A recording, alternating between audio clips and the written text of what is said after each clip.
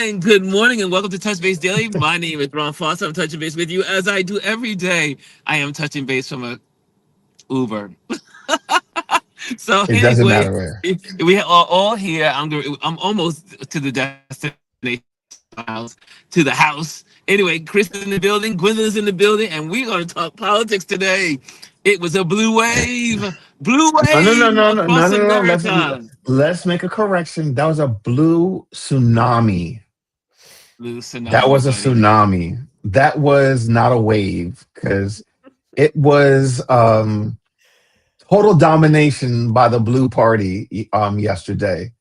If that's not a referendum, I don't know what is. Same. You I hit the right agree. hand. I agree. Yeah. Give me YouTube. All Okay, right. I'm gonna Well, pop up the screen and I'll join you back in listen. a moment. Yeah, while Ron figures out his life now that he's back home, he's gonna go get set up in his regular hangout spot. Let me remove you from the room, Ron. There we go. Oops. So Gwendolyn, what are your thoughts about last night? Did you watch any results or was it just like catching up this morning? No, I watched the results last night and it felt, it's one of those where you're like, golly, there's a lot of emotions. One, it is good to see people recognize that their voice counts. Their voice has always counted. I don't know why we have to go to an extreme place of pain to Yeah. show up, right? Like that. We don't have to do that. There's no need to do that. At the exact same time, though, my brain went to a place of, yes, we have women governors, right? Women mayors, but then there is still this ceiling. Like everybody knows, no offense, but everybody knows a woman gonna get some stuff done. But why Yeah. must it be it's good until we get here? Yeah. All of a sudden it's like, well, I don't. And then I here, don't trust them. They don't know what they're doing. right. For Texas, every single proposition to amend our constitution was approved. Somebody did not get the message, and there I'm so speechless. I don't have the right to tell somebody else how to vote and that they were not informed about how their vote is going to impact the future of this state. But at the exact same time, I'm like, did you guys not read the damn propositions? And I know that they're written really wonky, but that's my immediate feeling. How are you feeling, sir? I'm feeling good. So before I even do that, let's bring in Elise. 'Cause I see she's hanging out backstage. I'm gonna get her on stage with us. Good morning, Elise. How are you today? You're muted. 10% Wait, more. my husband was in here chatting, so Oh. How you doing this morning? I'm doing well. How are you all? I'm good. I think we're both doing good today. And Ron will be joining us. He just pulled up and he is getting himself set up in his regular location. So, Okay. what are your thoughts on last night and this blue tsunami of Democrats being elected and put into a position of power? I think it's great, especially some of those the ones that you don't even think about, where they're flipping board of education seats too. Yeah, So we don't even think about that part. So it was a lot bigger than people are even talking about. absolutely. Ones that are hot, those are the ones you heard about. But my husband and I were talking about the governor's races last night, and it's like talking about Virginia. I said, "Well, I'm not even worried about New Jersey." I said, "That's already going to happen. That the Republicans not going to win." Now, Texas, on the other hand, is a shady state, but Thank you, Miss Elise. It is. It is. We have some runoffs coming up. Elite will down in Houston yeah, and one in Tarrant County too for a Senate spot. So, yeah. Yeah. And with Well, Texas, in Texas, it's interesting because when you look at the data, as far as registered Republicans and Democrats, I'm not getting it. I'm not understanding what they're doing. They're not coming to vote, or they voting the other way. It's something wrong. It's almost 2 million more of them than there are registered Republicans. And so Texas is a special one. And then are they coming? How, and like, what do we even know the numbers for, like, who came out, how many people came out to vote in Texas? And I think that's always a curious thing. well, I'm curious. As the resident Texan in the room, G, like, what are your takes on that? I had the same thought. I shouldn't say have. I have the same thought that Miss Elise had. I was telling Ron last night, I want to see the exit numbers because we were talking about these propositions, and these are not just, simple things like these. They are going to amend our Constitution for what the Mm. future could be. So, like, there was one in there about capital gains tax. People are like, we don't have it yet. Yeah, but when it comes, you're already banning it. There's one about estate tax, like inheritance tax. We don't have it, but you're already banning it. There's ones about changing your property tax. That impacts how your school is funded. You already got this guy in here who doesn't want to fund schools. The whole idea is to privatize everything. So I'm like, did we sit down and really think about it? So I am curious to see who showed up, who didn't show up, and that we have got to get this, like if the numbers are not there, then it starts today. It's like, look, we gotta get on the same page. If we get a chance to vote in the midterms, I need y'all to do the damn thing. Like, really. Now, down in Houston, where Sylvester Turner, his district, there were like, I think 15 or something people running for that. I was like, damn. So they have a runoff coming. And no, I'm not in Houston, but I check all the things where my family is impacted. So, I'm waiting for the exit poll numbers. I don't feel like a lot of people showed up. I just really don't. When I checked, and I'm sorry I'm going so long here. When I checked before, I want to say on Friday. I want to say Friday. They were saying like 7% of the counties had showed up, and I'm just like, people seriously, like, yeah. So yeah. It amazes me about Texas is that Texas is.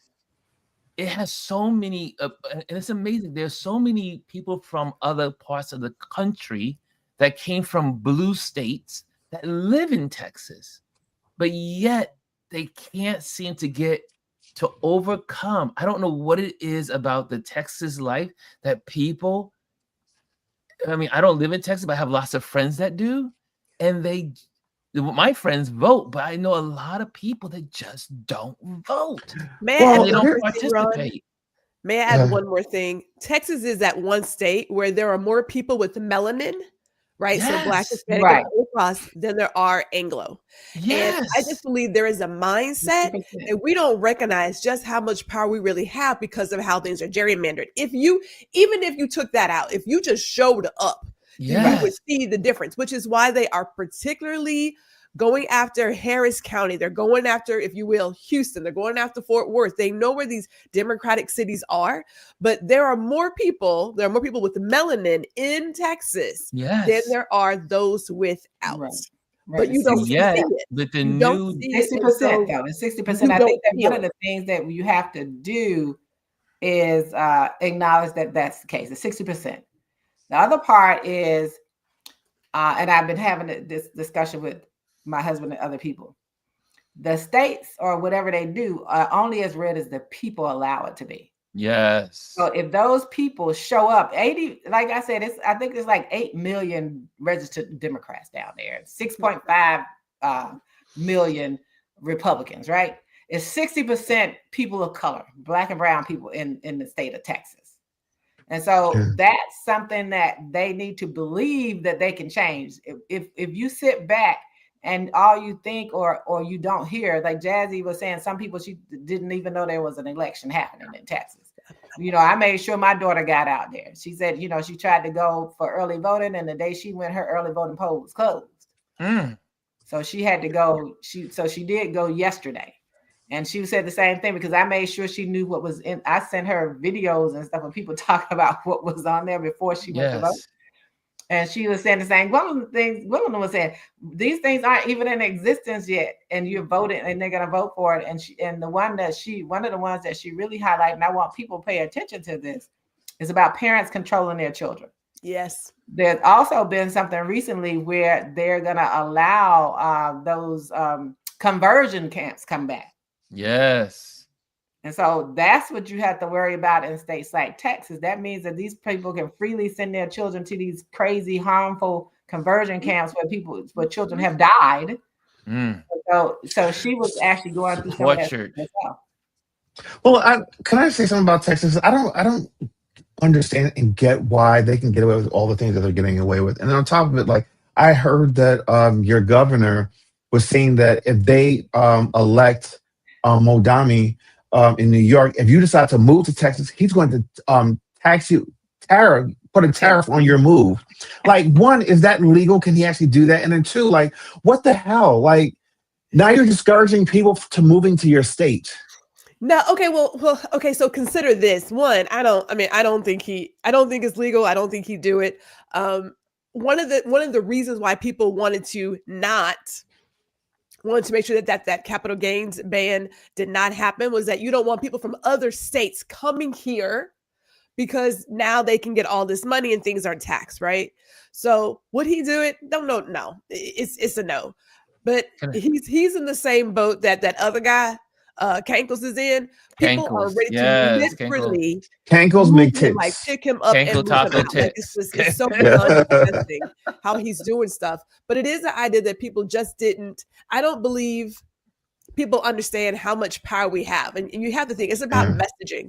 People are not getting the message. They're not. But there's far more people of melanin in Texas, yet we're in very specific areas. So we are in like a Dallas, a Fort Worth, a Houston, and Austin, and San Antonio. We're not in the rural areas. And some people just get a little apathetic.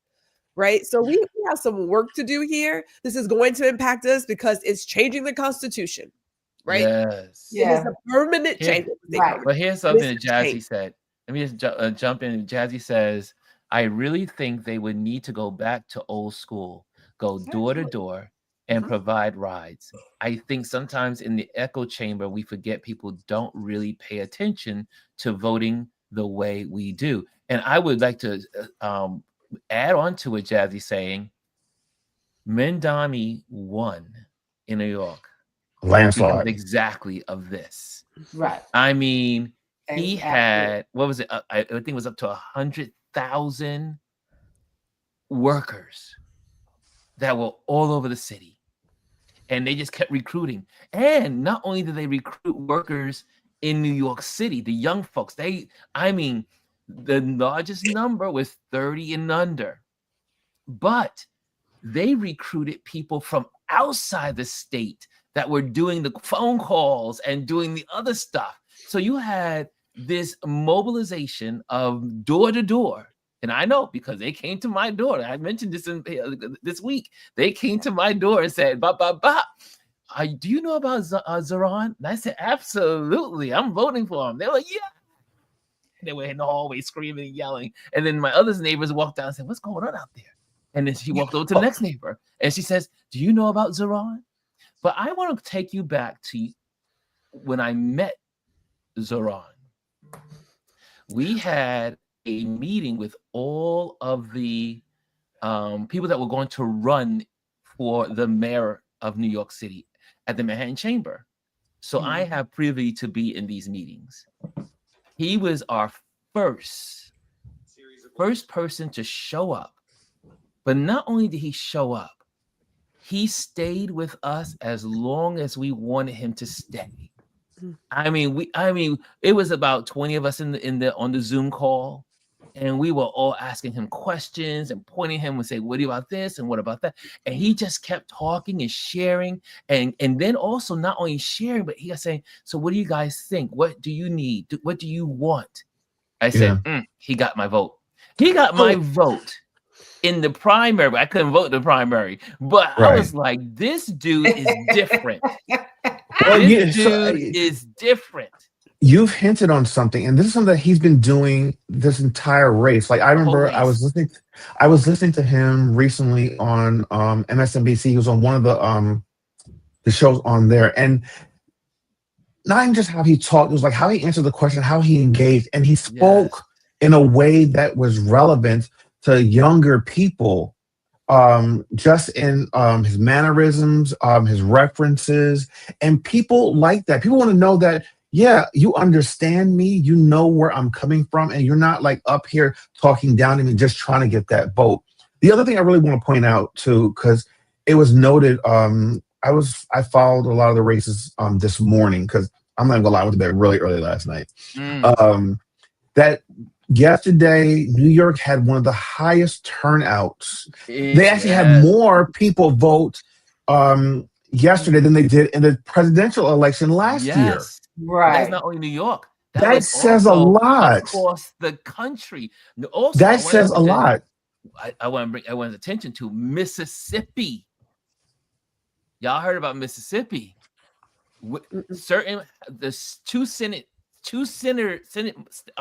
posts went blue. State Senate. Yeah. State Senate Mhm. went blue and stopped the red majority in Mississippi. But I think that This was not just New York. I mean, look, the Northeast was double digits in a lot of cases. Yeah. I mean, Mickey, Mikey, she did amazing. Mikey did great. Abigail, she did great in Virginia. I mean, Virginia, she sweat. I mean, that Virginia was showed out. Yeah. Virginia showed up. Listen, The Attorney General, everything. Virginia has been really impacted by like the Doge cuts because a lot of the government workers come from Virginia. Virginia. And it's like everyone's just like, you know what, we're tired of this. But And not you have a only lot of that, the federal workers in who- Georgia, I'm not to cut you off, Elise, but I'll let you have the it two in a moment. people. But in Georgia, just can we talk about Georgia? In Georgia, it went blue all the way down the ballot.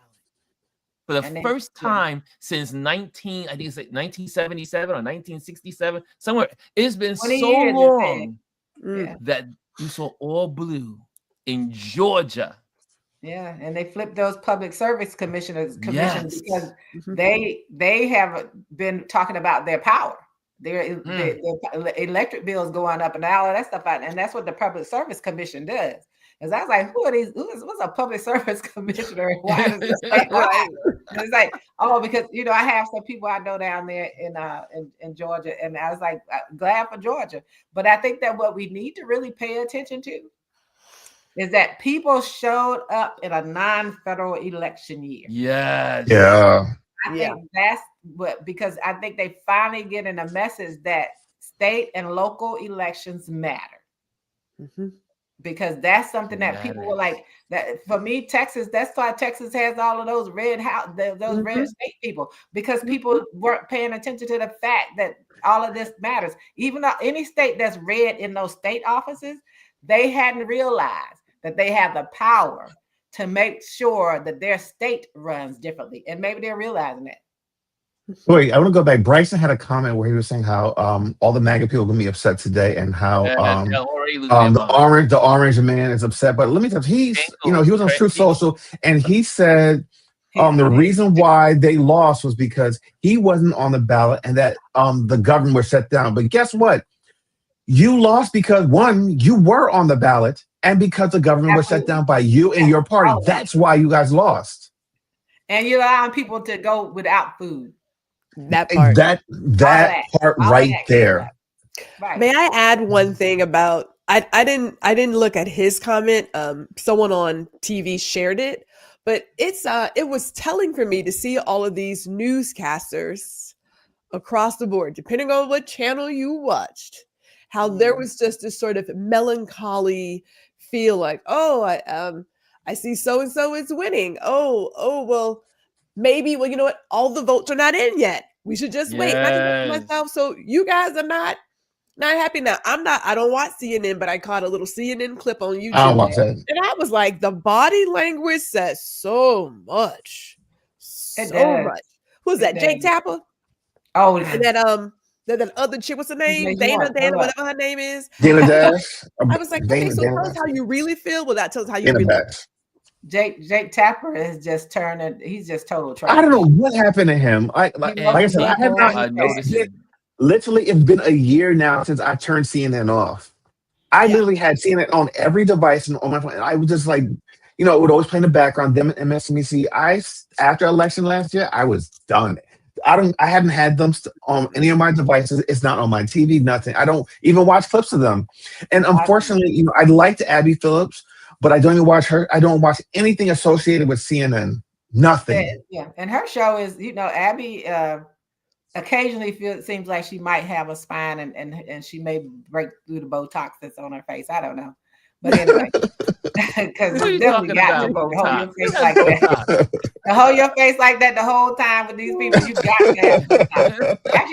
Actually, she and Jake Tapper were at the Martin Luther King Library Monday night here in DC.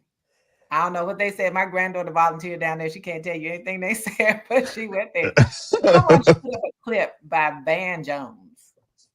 He's such a clown.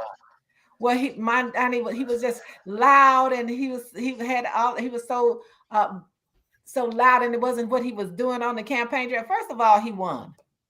Who's not loud when they win? That's Who's right. not going to get out and cheer the What happened to him? What happened to him? These people have sold their soul. That's what it is, and it's about. And Gwendolyn, you are absolutely right. This is about money for folks. Mm-hmm. This is not about having character or having some kind of humanity that's still intact.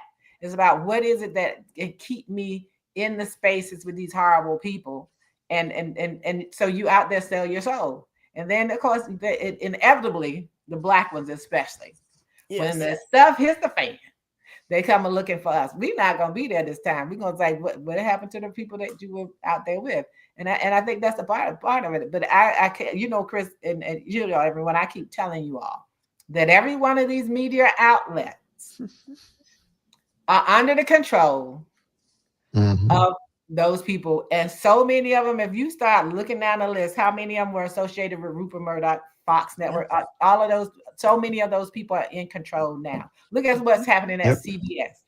Yes. What that lady is doing. They're all been sold out. Ridiculous. Hold on, wait. Can we pause right there for a second?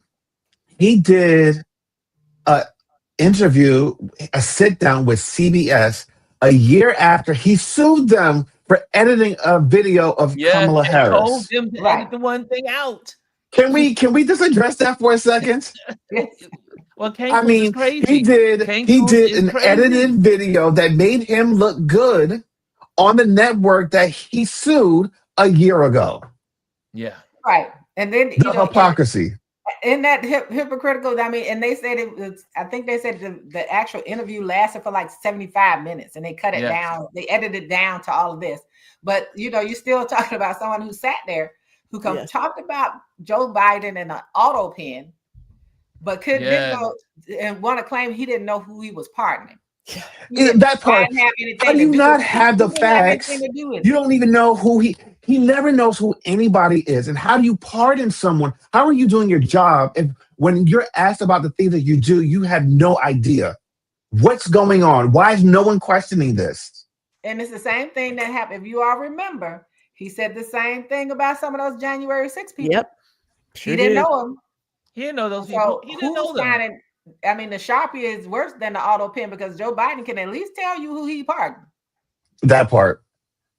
He can tell you who they are, what they did. This man, of course, he lies every day of the week. Lies like the bad rug. But, you're going to sit there and say, breathing for him. And made you help your family get all of this money. You don't know who it was.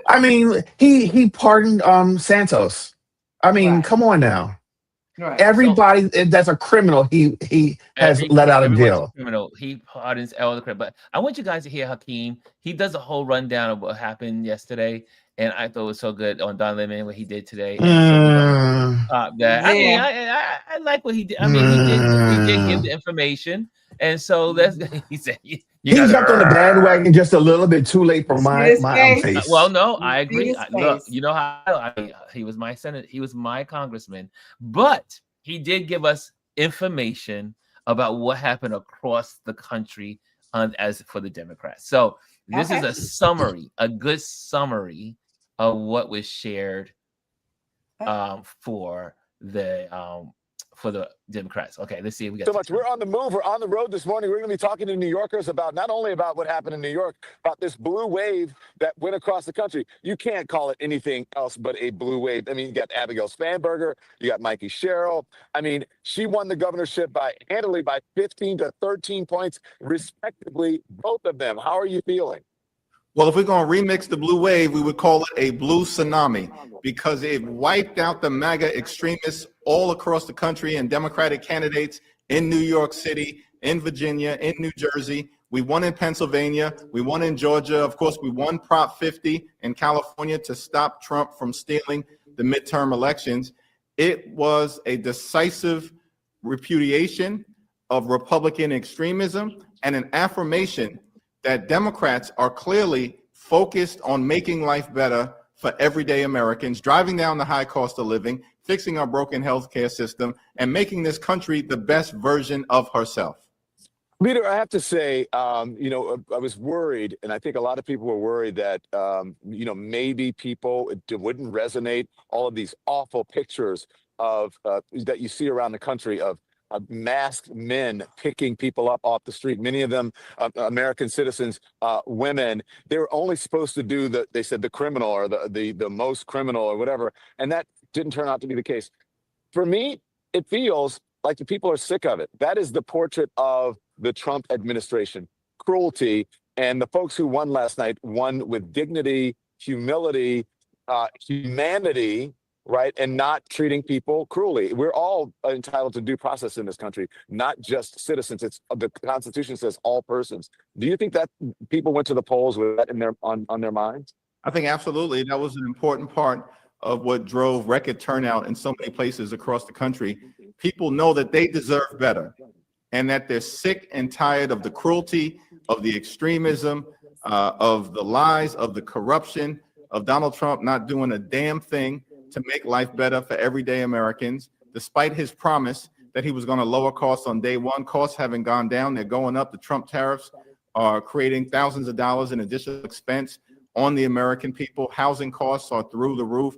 Grocery prices through the roof. Electricity costs out of control. And now, as we've been discussing, as Democrats in the House and the Senate over the last 36 days, Republicans want to drive up your health insurance costs by thousands of dollars more per year because they refuse to extend the Affordable Care Act tax credits. The same group of people, Don, who passed the one big ugly bill to provide massive permanent tax breaks to their billionaire donors. So the American people are sick and tired of all of it, sick and tired of Republicans.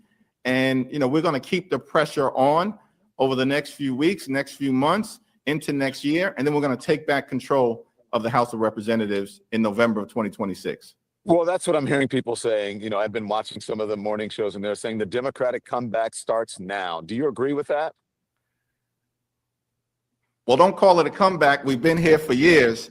But I do think, Don, that we needed to make some adjustments clearly in the aftermath of November of 2024 and to focus on the issues that matter. And you saw that Zoran did that incredibly well in terms of his emphasis on affordability, affordable housing, affordable childcare, and affordable transportation were at the center of the campaign that he ran.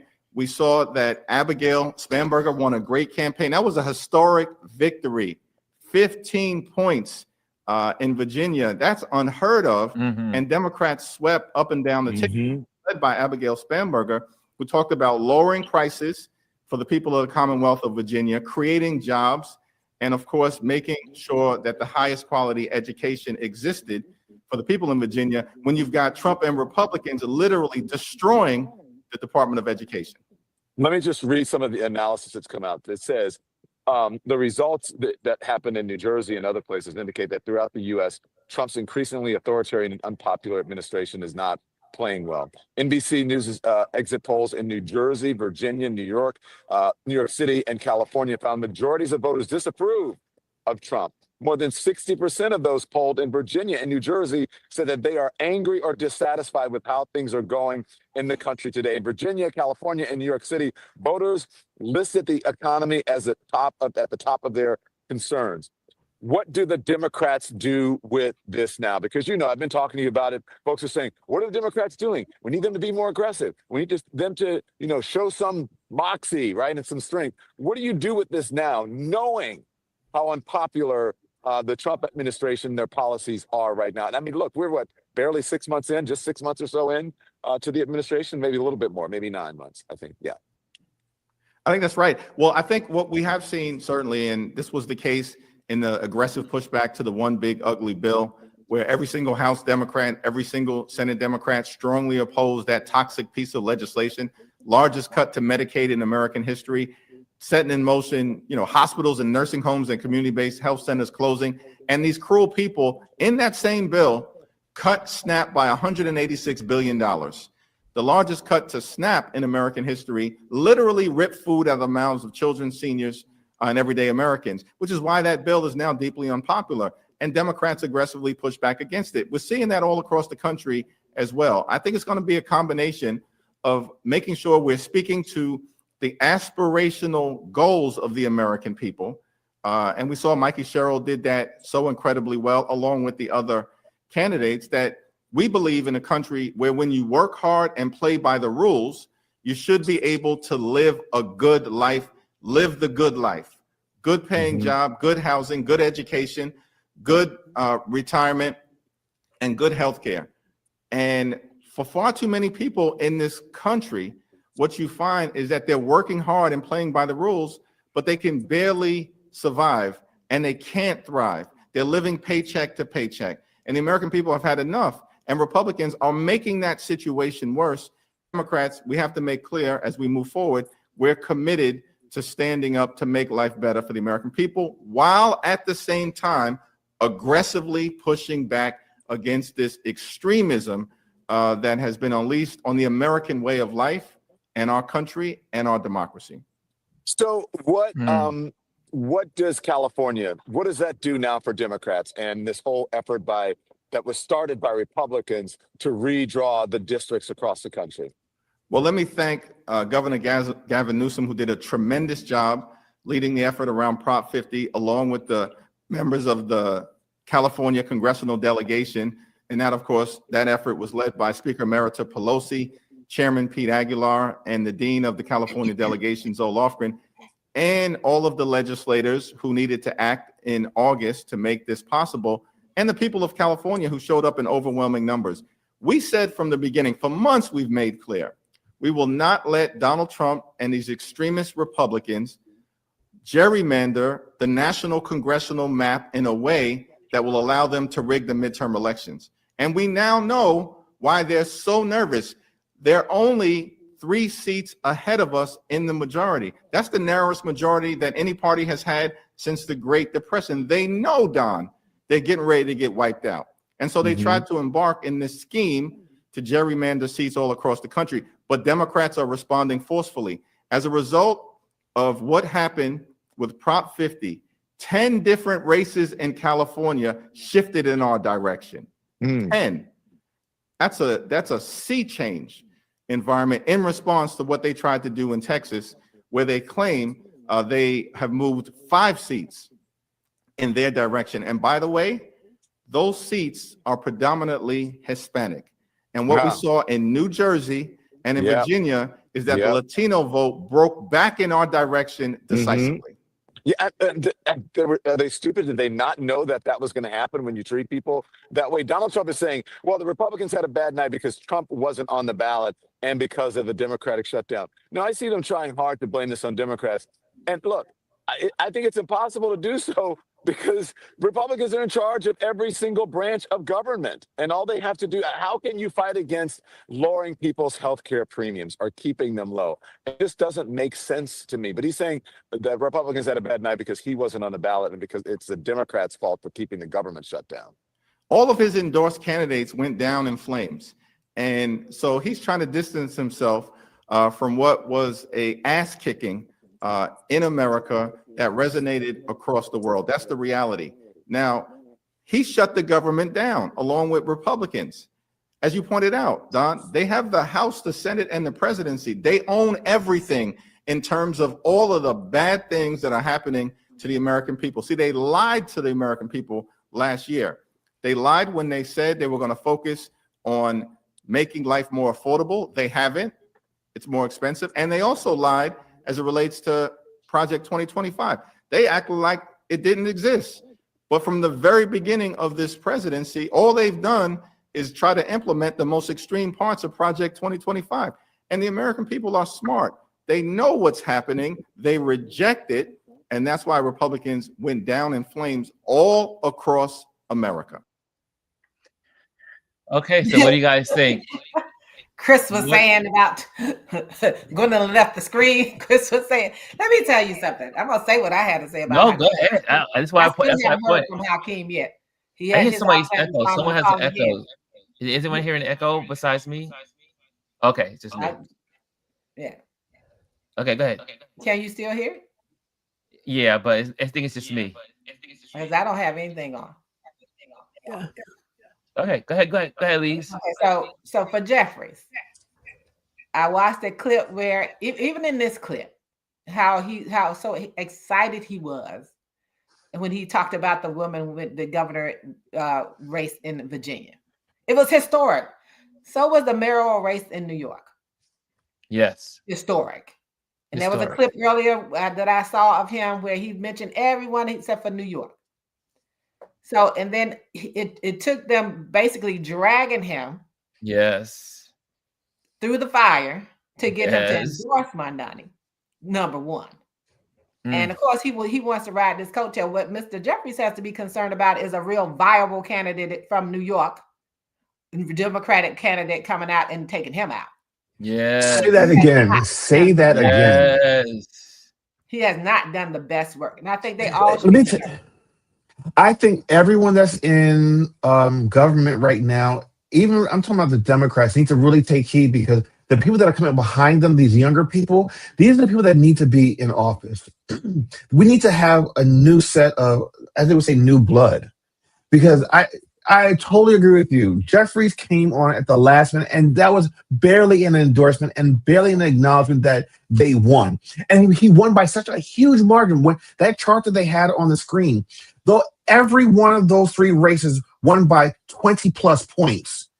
That is huge. Right, That is, absolutely. I mean, we cannot understate that. That is huge.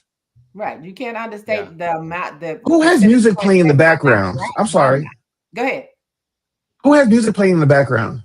Don't hear it. I don't. There's no music. I hear music. Okay, maybe it's me on There my a end. TV on someplace? Yeah, there is music playing somewhere. We're having all kinds of sound situations going on. I did find out that my echo was from my phone. So I Okay. finally got rid of it. So that echo was from me. But I don't know about the music though. I don't hear But any music. I just think that they have to do a lot of changing. And you Yes. can't sit back and see what Apex thinks about anything.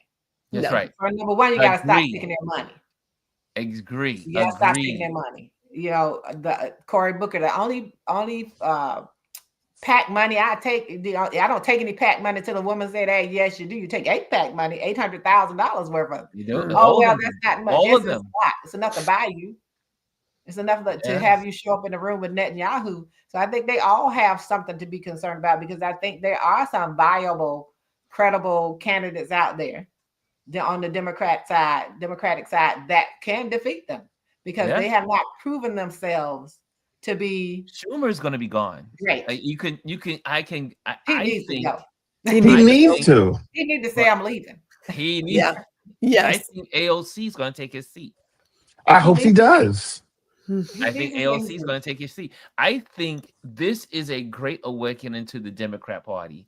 Now, we all know that there is a progressive wing of the Democrat Party. We also know that there's a traditional taking the money from the PACs and all the other stuff in the Democrat Party as well. However, this is the young folks and people that are and not just saying across the board. When I say young, I'm just mean a new age of people. Just like saying we are done with the establishment. I went for Mandani because it was against the establishment. The establishment is the problem. We have tried to do it the establishment way for the last 2 decades.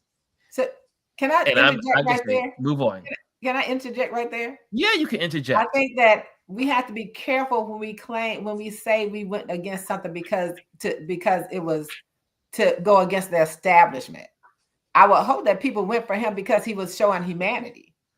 Look, It's not about establishment. I think because that's a dangerous thing to say because that's what they said about the monster that's in the office now. Yep. No. So Right.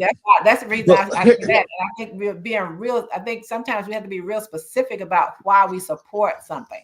Like we support humanity. We support somebody who wants to make it easier and more humane for the 99% of us. Hold on. Oh Here's yeah. something else to think about. I think we need to be really careful when we kind of praise and uplift these people that are being put in office. So, for instance, even Omdani. So I look at the senator from Pennsylvania, the one that wears Oh wow. you know what I mean? Let's think about it. Like everyone Yeah. looked at him as like, oh, he's a breath of fresh air. You know, he doesn't Oh, show up in a suit. And and now what a he's a what a what a disappointment. disappointment. But Trash. this is something that happens over and over and over again. And I'm cautiously optimistic about these people that they put in office now that are younger, that they don't fall into the same trap as these past politicians. Because that's always the problem. Yeah. Yeah, he's I am I He's like utter what you said, trash. Elise, about being specific, because I do what I loved about and Donnie, as in specifically, is I do believe in free bus fare transportation in New York. And again, that was not something new. That was something, I think Adrian and I were talking about it. I do believe that was on the Dinkins that they wanted to do that. Dinkins early years ago, but they fought against that, obviously. But I think also the humanity of the city. No one, I live in Jersey and New York, so I live in both places. It is so expensive for the basics of life in New York City. Yeah. It is so hard. I mean, I took a Uber just from Mount Vernon today to here. I was hanging out with my buddy yesterday, and that alone was like $60 to get from there to here. Or if I'm in Manhattan and I do a project and I'm in 34th Street and I want to get back to Brooklyn, the Uber could cost me up to $90 to travel from 34th Street to Brooklyn downtown. I had to take, you know what, forget that. I'm just going to take the train. It was a fare of $92. Yeah. It's And I crazy. said, and we cannot, I it's only take the train. unsustainable. It's not sustainable that you keep pulling money from the people, extrapolating, just keep pulling. It's frustrating. And And I'm not just glad to see not that someone doing wants to do the things rent like freezes. right, and not looking at the minimum wage. That's what I was The going to say. livable wage. Not Yes. looking Because at I know Brenda talks about that Livable. all the time. Yeah. and we're not looking at livable wages for American people, because there's nowhere in this country where people are getting paid a living wage like they should be, right? Like you were talking Nowhere about in this country. because I remember the conversation last week when one of them was saying, no, you know, they need $20, $25 an hour. My daughter makes around that much. She cannot afford to go out in DC and rent an apartment without a subsidy. Because she's working, Yes. but the rents are so high. And there's no rent stabilization Yes. here. And that, you know, that's the one part that so many people live for. You kind of inherited New York apartments because of that. Yes. You want A to lot of inherit. people do. Right. And this is also the problem. They always say, "Oh no, you know, why are you renting? Why not buy some? How can you afford to buy something when you can't even afford to pay your fucking rent? How are you supposed to save anything?" Can I just add that, you know, expensive is relative. Yes, New Yeah. York City is expensive because, yes, honorary New Yorker, I understand it. But you see the exact same thing in other cities, unfortunately. You see it in Houston, you see it in Dallas.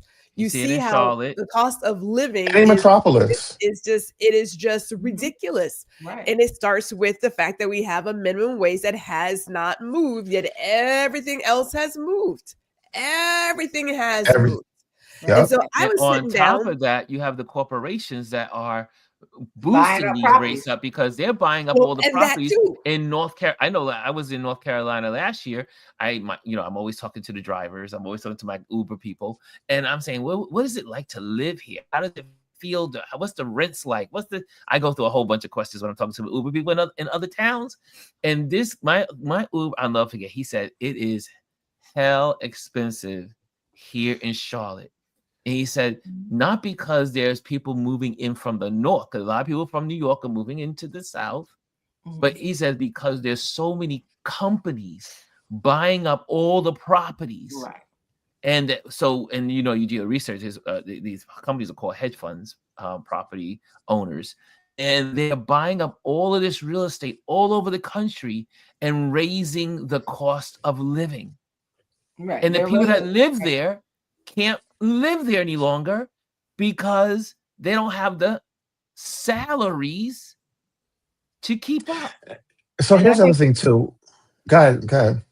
Good. No, I was like one of the parts about the companies, the corporations buying up things. There was a lawsuit. I don't know where it is now, because they were working with this one entity where they would buy these things, buy the properties up, and they were artificially increasing rents. And even though they weren't even renting out the places, I know DC, they were doing it in DC as well. And so they were just buying up stuff and artificially raising rents, so that people could not afford them. And I said, and what came to my mind as we were talking, I said, so this is a new red line. Yes. Yes. Yeah. This is new red line. Well, here's the thing to think about too. You know, people always say, "Oh, you know, they can't afford to live in the cities," and they start moving out to like the suburbs into more rural areas. But then when they leave those spaces, they don't have access to the things that they had in the city. So, you know, it's a trade-off. You know, do you live in it? Most people want to live in a city because you have access to everything. Whereas when you start moving out to the suburbs and to more rural areas, you don't have access to like high-speed internet in a lot of places. You don't have access to healthcare within a certain radius of you.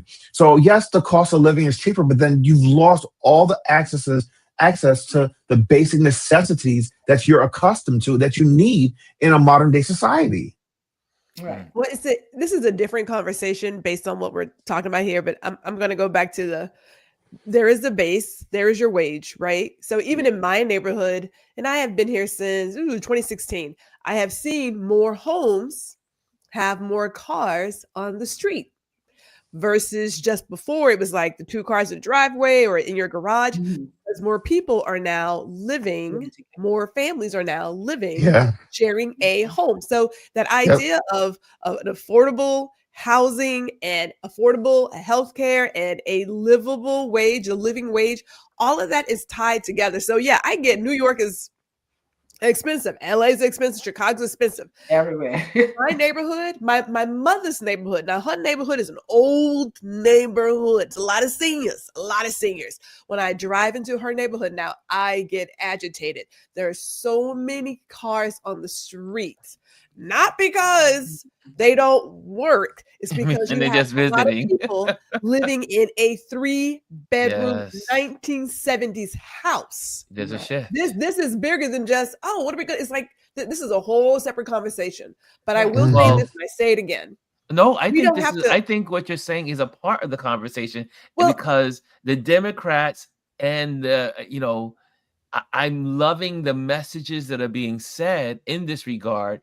The message for the Democrats, they will win across the board if they keep pressing home.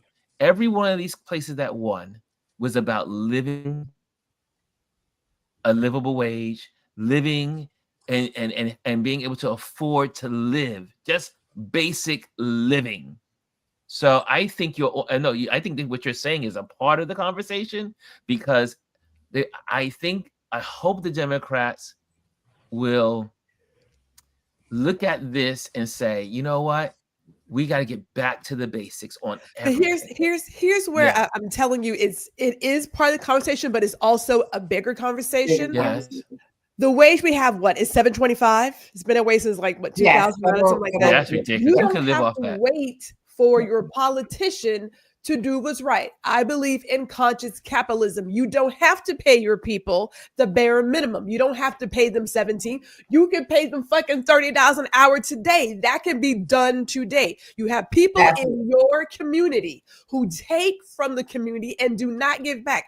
I don't need your donations at Thanksgiving. I need you to pay the people who work here a living wage today. That can be done today. That's a separate conversation for those who come in and take from.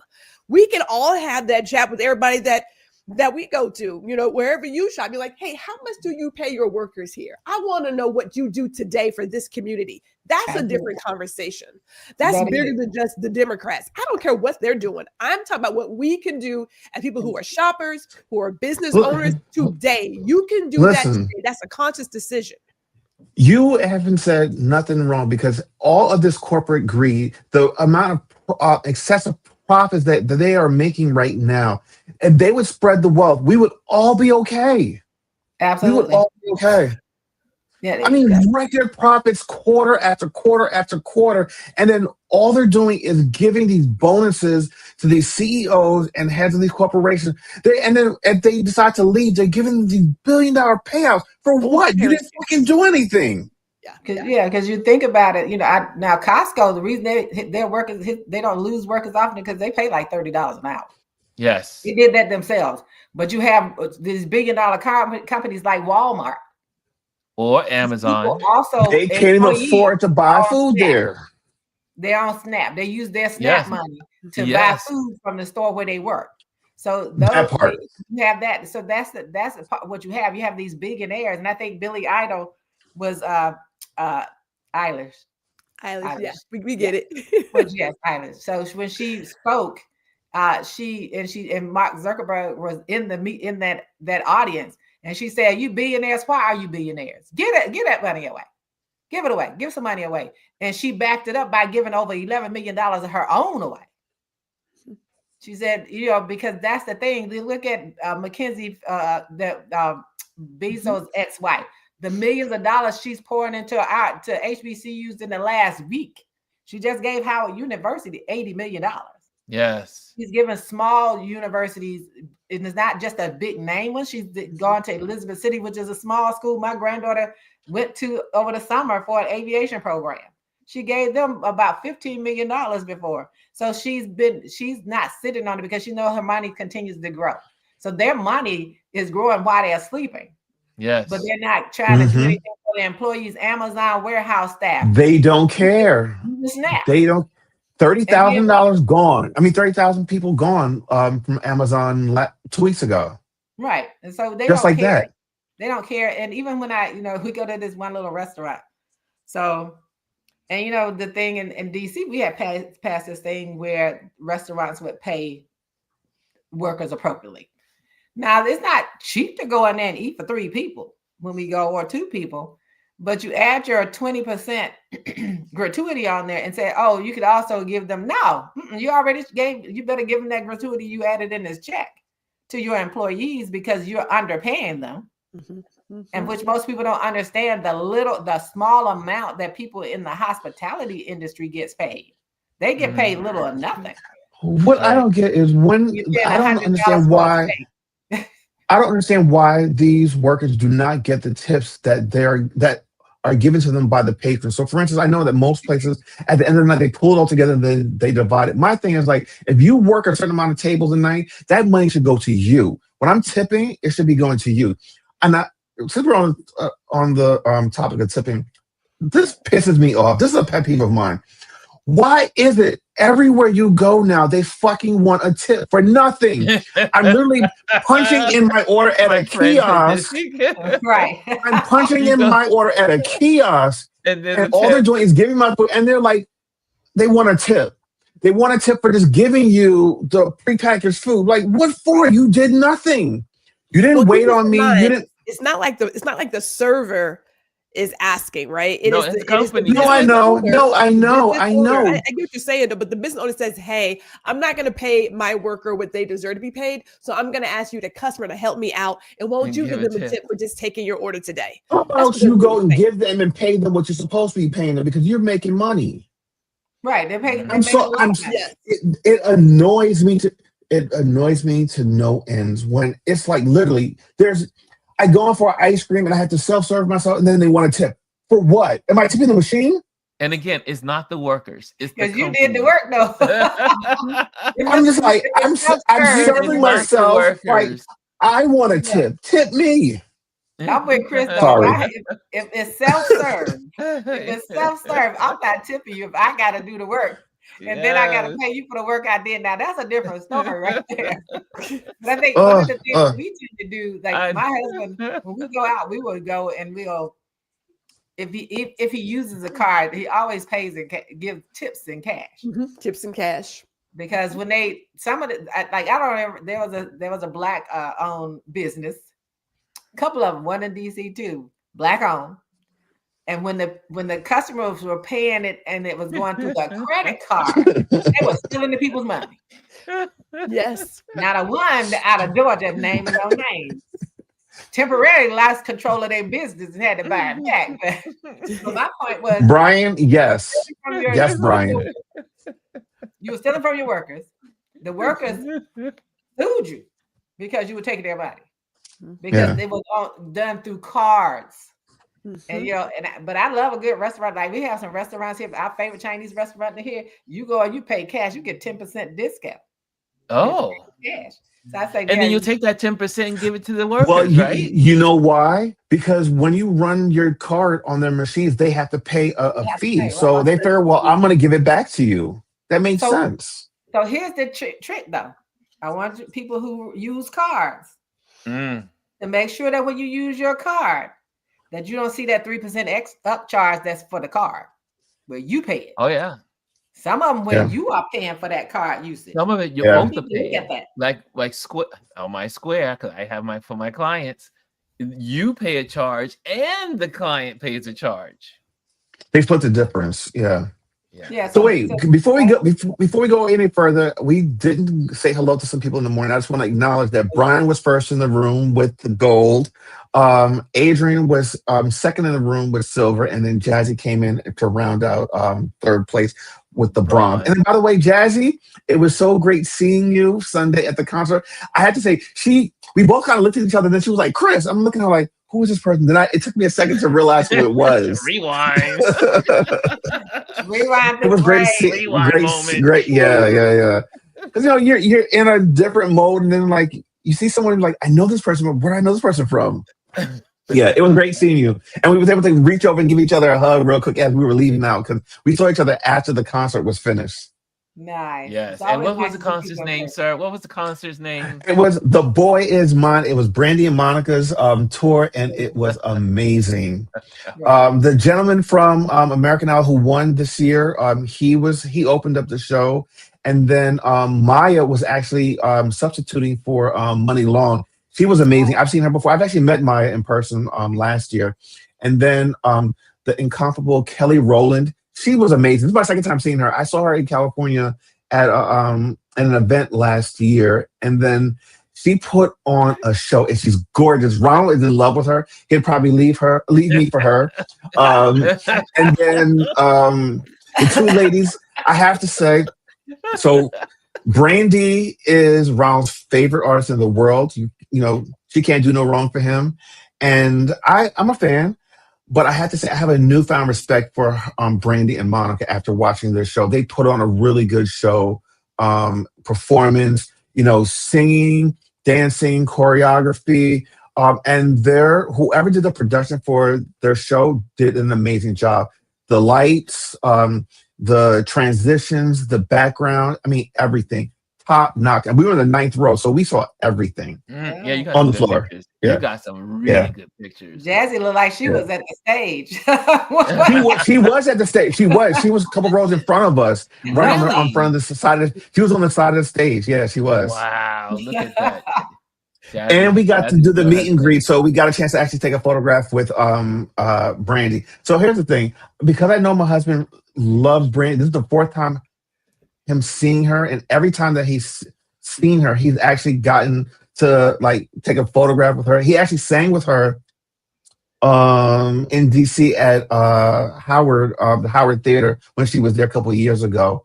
So we did we paid for the meet and greet for each of us. But what I went to make sure that he had as much time as possible with her, so that when it was time for me to take my photograph, I said that no, I want to share my photo. So we both took our photos, my photo with her together. So. But we had a great time. Great time. Great concert. Well, also, speaking of Jazzy and Gwendolyn is in the building. So, Gwendolyn, you want to tell us about what you guys are going to be talking about and the day and the time? You and So Jazzy well, I have Jazz. 2 things coming. So today I have Anthony Rowland on at 4 o'clock this afternoon. Nice. We're talking about mentorship and practicing your craft, and that's just across the board, no matter what your industry is. Wait a But minute, I'm Jazzy getting and a I are little going to jealous talk here. about. I'm getting jealous. Did you say Anthony Rowland's going to be on your show for the second time? Yes. Yeah, because Within we the had a great month? conversation and we couldn't finish our conversation. I'm a little jealous. Sorry. Go ahead. Yeah.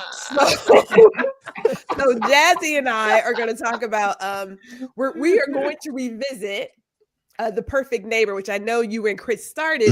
There were Yes. conversations there about the over policing, the exploitation of white women tears, and just biases showing up in Black and brown neighborhoods. We want to talk about that because you've got the documentary. Okay, but now what? Because now what? It's time for a conversation. Right. Definitely. Well, Definitely there time you for have that it. Gwendolyn conversation. she is moving. She is working her tail off. This girl is like, we would talk. First of all, we usually talk every day or almost every other day, and I was like, "Where's Gwendolyn?" You ditched Busy. me. I didn't ditch you, me, sir. No, she busy. She was busy. She was busy. I was busy texted the other day, though. Yes. You were busy, and I didn't want to disturb you. When you told me you were doing your Swedish deck cleaning, and then you also were getting things caught up, I said, "Oh, let me just move to the side." See, I'm okay. We're moving to the side and let you do your thing. But you getting a call later on, girl. I am almost done, okay? Because like Chris understands when you're working on all these shows, you have a lot to edit, and Gwendolyn likes to do a lot of extras. So I had to put season 6 behind and say, let's just get season 5 done. Let's just do that. So we are doing a lot of stuff. Some of it is for 2026 because I like to work, in the future. But yes, I'm a future girl. Heavy editing mode. Because 2026 is almost here. Right? It's almost here. Like in 2 months. December. 2 months. So it's not that far away. Look, December. January 1st will be here before you know it. I'm like this. I cannot believe. I was telling Adrian, yesterday. I said to him, I don't want to go. I don't want to leave because I'm heading to North Carolina on Saturday, and I'll be there for several weeks. And I am so loving my time here with my family here, and it has been so amazing to just come in and just not miss a beat, and because we obviously he's my son, so we think a lot alike, and it was just so good to be here, and so I told myself, I don't know, man, I have to come back sooner because I don't want to be far away too long, and so this is also again helping me recalculate how long I will be in Africa. Because I am now realizing that there are some relationships that have emerged in my life. And also I'm doing a lot of traveling and connecting with my friends as I'm moving and, making these decisions to be out of the city and be out of the country. And I realized I cannot be away for more than a month. I have to really recalibrate. I thought I was going to just go to Africa and be there for 3 months and then come back. And but I think it's going to be very hard for me to do that. I think I'm going to have to recalculate and that's how much okay. time I'm spending away and how much time I'm spending with family and friends. Because what I'm learning also is that my friends are so supportive in this transition. And I've gotten so many emails and DMs and all kinds of best wishes. And when can we hang out, Ron? When can we get together? When can we do lunch? Oh, please, can we get together before you leave? And I'm like, it's just too many. I got too many friends. I have too many cool friends to just set aside. I can't just set them aside. I got to spend time with them. So it's definitely helped me to recalibrate what is happening for 2026. So thank you for all you guys for all the emails you've been sending me and the kind words. I mean, Hannah sends me amazing words all the time. And you guys are really amazing. You keep me motivated and keep me going. And this has been a great week. I have to say I'm excited about, and I am also, as I do now, as I plan my voting, I'm going to most likely, as I change my address, I'll also become a Democrat.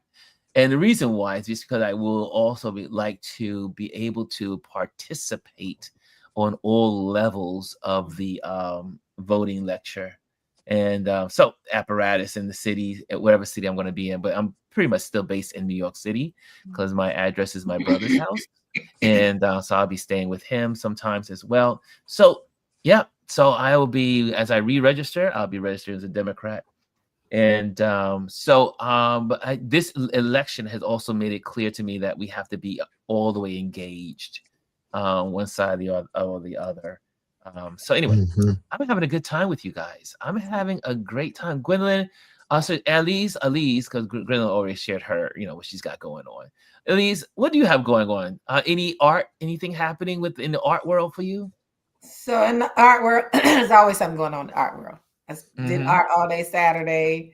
I got to meet one of the artists that I really like a lot of her work, Lindsay Adams.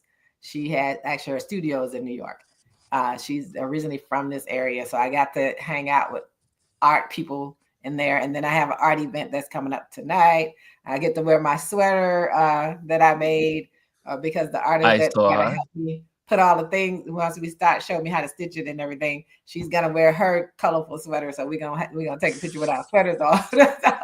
And then I'm working on some other projects. I'm working on with the crochet, and I'm working on a project that I probably will show everyone. It's not a sweater or anything like that. It's really at this point I'll say a labor of love and history. So it will, and it incorporates crocheting in it. So it's going to be hopefully people will get the messages that are in it. And this is just so you can see her styling of her. Come on now. I remember that. This is Elise she put that whole thing together. She created it and then showed it off. So the part with the hearts going down the middle was something I wanted to do. The hearts actually have the colors in the heart actually has meaning. If you look at the colors, you'll know what they represent. Yes. It represents a community that's near and dear to my heart. And so I decided to represent them by showing all of their colors. The flag is there. Yes, the flag is there. The LGBT plus community is there. Yep. And I wanted to represent it with the hearts going down the center of my sweater. Because that's a community I know and love, my family, my son, all my friends like you all on here. That's a community that I know and love. And I wanted to let them know that my heart was there for them. And so that's why it's all hearts down there. Like I could have done anything. Love that. But the hearts are there for that specific reason. And I said, some people will get it and some people won't. But if they ask, I'm surely going to tell them. Hey, we know you will. This is great. Okay, let me just go to some announcements and then we're out of here, y'all. Join our email list. We're going to ronlewisphotos.com. You can join the email list, and that way, hopefully you'll get a newsletter at some point. And then also the event photography. If you want an event photographer, I will be in Charlotte for the next 3 weeks, and then I will be in Puerto Rico, and then I will be back here in Teaneck in December. So that's why I'll be on the calendar. But if you have a event that's big and you want to have me photograph it, I will coordinate my schedule to get paid. So let me know where you want me to be, and I will be there for you. Also, thank you to the Patreon community. The Patreon members are the ones that support what we do here. They pay the price of being here. Like I say, it always costs money to do StreamYard, costs money to do Canva, costs money to do OneDrive. All the stuff that we do as creatives, it costs money to do. So if you are a Patreon member and a free member, maybe up a notch and become a paid member. And if you are not a member, become a member, so that way you can support what we do here. I think we give good content, and we have a great community here. So let's make sure we do it and support it. And also, last but not least, we have you're invited. Join our YouTube channel. Join here, like and subscribe. It don't cost anything to like, and it doesn't cost anything to subscribe. So make sure you do that and be a part of the discussion. There you go. And if you want to be on the, if you want to go down and have conversation, you're more than welcome. Just let us know. Just let us know. Okay. I think that's it, y'all. That is it, Gwendolyn. So make sure you see Gwendolyn's show later on today with Anthony Rowland. And then tomorrow, was it Friday? It's Friday, Ron. Friday. I see you're an avid watcher. Thank you. Yeah, I am always there on Fridays. What time at Friday? Less 4 o'clock Central, 5 o'clock Eastern. Right. There Eastern. you go. Thank you, Gwendolyn. Thank you. Yeah, I have little gaps in my memory. Mm-hmm. when I get excited about stuff, I start getting gappy. He catches the after show, the replay. No, I'm usually in there. I'm usually chiming in. She knows I'm chiming in because I always gotta talk to Mama because Mama's always there. So I always gotta say, "Hey, Mama." Yes, the mom is in there. I go, "Hi, Mama." Anyway, thank you guys so much for being a part. Also, let's see here. Brian says, "Ron, your cousin here," and Arlisa says, "Great show, guys." Bryson says, "What's up, Chad? You came late." Oh, Chad is in here. My cousin's in here. Oh, look at that. Chad is in here. The Chad Elliott Experience. Chad was a producer of music and still produces, I do believe, sometimes. And he's a music man. And he also has his own show on his platform. He and Tosh put together, and they are back on the scene over in his world of Chat Elliott Experience. So check his platform out if you want to do that. Also, I see Lisa says, Elise, I happened by a store and fell in love. Can't wait. One last thing before we leave. Today makes 36 days of the government shutdown, the longest shutdown in this country's history. American history. Absolutely. Yep. In American history. So, okay, guys, we had a good time today. Take care, guys. See you tomorrow. Bye. Hello, and thank you for joining us today. Make sure you hit the like, the subscribe, and leave a comment on this video. I would love to hear from you. Thank you again. Until I see you next time.